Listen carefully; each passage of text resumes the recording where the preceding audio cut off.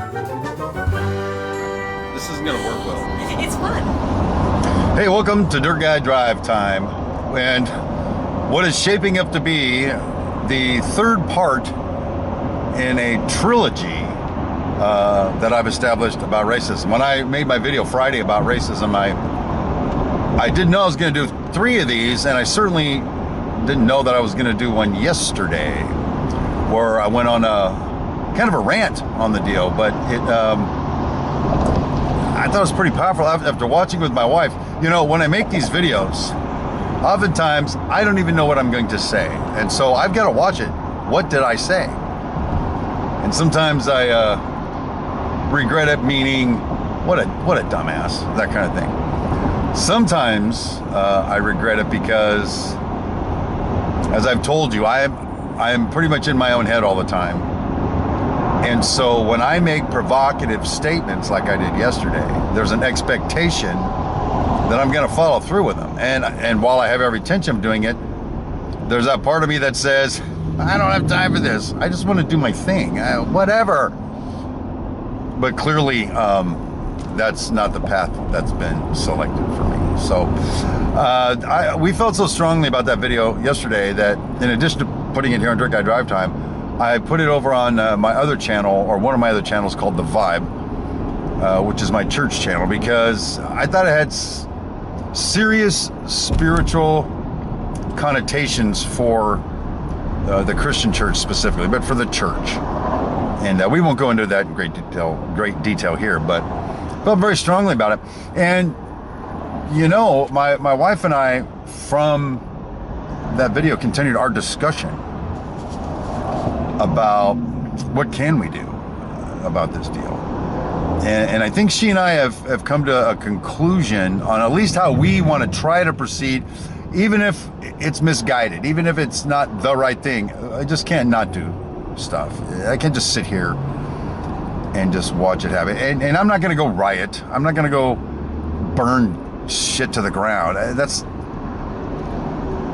I'm not judging, but that is not my style of how to combat a situation. I think that gets us nowhere, frankly. But then again, I'm not the one that's suffering from this. So anyway, a little bit of background. Or actually, let me give you a quick little illustration. Normally when I'm at work and I'm sitting at my desk and somebody walks in, I just sort of lean back and I pretty much go like, what do you need? What's up? What's happening? Talk to me. They stand, I sit, we communicate, I direct them, shoo, go do your thing.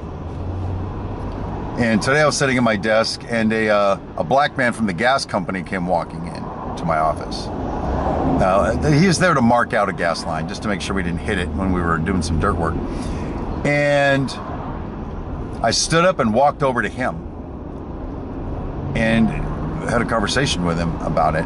And it made me feel good to be able to do that. It was 2 construction professionals talking about the job. It felt good to be doing that. But I used to have a problem with that, and not because I'm a racist. Well, not like you would think, all right? I also have this thing where if I'm leaving a market or going into a market or some place where I can hold the door open for someone, let someone go in front of me, or someone is like serving me, like a waitress or a waiter. And if they happen to be a black person and I do that, I get a much greater sense of satisfaction than just if it was anybody else. I mean, anybody else. It doesn't matter the other skin tones that are out there. If they're black, it always made me feel very happy to be able to do that. But as I thought about that, though, it made me feel bad because I felt like it was another form of racism, because I'm treating you differently than I treat everybody else. And that's part of racism when used as a weapon against someone, I would say. But something else then that I've changed my thought on that, however, and Cindy, my wife, the queen of everything, and we're pretty much in agreement on this. Okay, what do you do with a people group that has been consistently abused for hundreds of years. I don't mean every single one in that group. There's plenty that haven't been, okay? But when you're talking percentage-wise, they have been impacted badly. The black community has been impacted to the point of needing someone like Martin Luther King, needing something like Malcolm X and the Black Panthers and all this. They've needed some kind of way to combat this. Sometimes it's militaristic, sometimes it's peaceful. You don't see white people doing that. We don't have to, is the thing. So you see that happening for all these decades. That indicates that obviously this has been a problem for a while. And obviously, even though I have done nothing to oppress the black community, I've done nothing that would be considered real racism. I've never turned someone down because they're black for a job. Or, matter of fact, let me roll back a little bit further just to give it a little bit more foundation. I think I was in the 2nd grade, somewhere in there, and there's this guy I used to roll with at recess at school. His name was Terrell Hale. Terrell Hale was a black brother of mine, and we called ourselves the Speed Brothers because he and I both ran the fastest 50-yard dash times, and they were exactly the same to a 1/10 of a second. So we were very proud of that. We would go around all the time, you know, playing around on the playground and stuff, calling each other the Speed Brothers. We're Speed Brothers. And it never occurred to me that my Speed Brother was a black guy. He was just my friend. Later on, I can move forward till just before I met, or not before I met Cindy, but before I asked Cindy out for the first time. My best friend at work when I was in the car business was Daryl Edwards.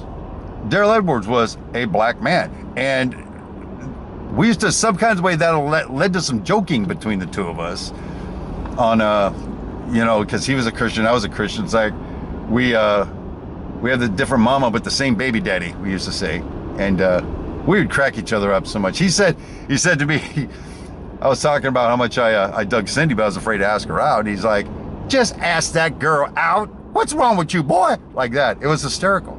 And I did. I asked her out right after that. So, no special treatment, nothing different. They were just my friends. I've had white friends, black friends. I had a Korean friend once. Oh my God, really? Korean friend? Yes. So when I'm telling you what I'm telling you about special treatment for our black brothers and sisters, the black community, it's nothing like you would expect a negative racist to be like. But anyway, I think I got a little off topic. Let me get back on topic here. Hundreds of years of varying communities of black folks getting taken advantage of. And so there comes a point where perhaps more than just, I'm going to treat you as my equal now. Maybe, friends, that's not enough. Maybe. It's like you did something heinous to wrong somebody, and then you can't understand why they're still mad when he said, I said I was sorry. Hello, I said I was sorry. That is not enough. Something must be done to atone for it, in my opinion. And just treating someone that's been racially discriminated against as an equal now doesn't atone for what happened in the past, in my opinion. So does that mean we give each one of them our stimulus checks we got from the government? Here you go. Sorry. Here, let me make it up to you.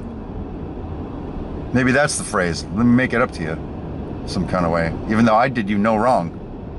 On behalf of white people, let me make it up to you some kind of way. So I think what I've established, I think Cindy's with me on this. I no longer have a problem with giving the black community special treatment, so long as their character is such that, just like anybody else, is worth it. I'm not going to give some white hoodlum a leg up. I'm certainly not going to do it for a black one. But those are the people we're talking about. They kind of get what they got coming to them. I don't care what color your skin is. But as far as our black brothers and sisters, I'm going to look for an opportunity to let them cut in front of me in line at the market. I'm going to look for an opportunity to tip them 20% if I ever get to go back to a freaking restaurant again. My wife and I want to look for an opportunity to start attending a black gospel church. It's just the most badass music in the world. You ain't even heard a black choir just getting a hold of it. You're letting the best of life pass you by. And I also find it remarkable. Eddie Izzard, a comedian, said this one time. He goes, he finds it fascinating that in the Church of England, I guess is what it is over there, they all the white people have all the power, prestige, money, and all this, and they're singing like this, hallelujah. They're singing these dirgical hymns, right? Is what the joke is that he's saying.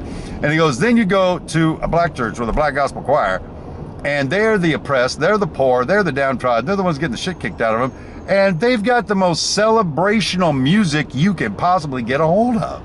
It's amazing stuff. So we've been thinking, you know what, F it. Let's start looking at a black church. But Steve, aren't you treating them differently? Aren't you making a big deal about it? Fucking A, I'm making a big deal about it. I think that's going to be our part. We're going to go above and beyond the call of duty. My wife and I, now you can join us in that or not. That's your affair. I have to live with me. I have to live in this skin. And someday when I die and I get before the King of Glory, get before God, the Almighty,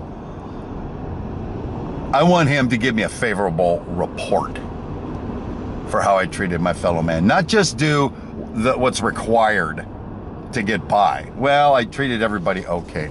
Somebody's got to atone for something. Somebody's got to make up for it some kind of way. You don't have to agree with me, but that's how we feel about it.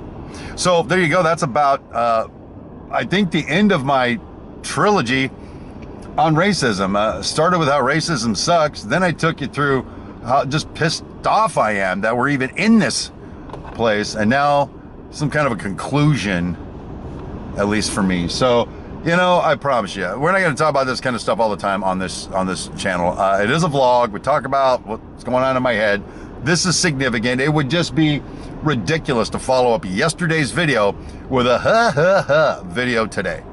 That would just take everything away from everything I said yesterday. So anyway, you see, I'm getting a call from my boss. So until I see you again, go above and beyond, people.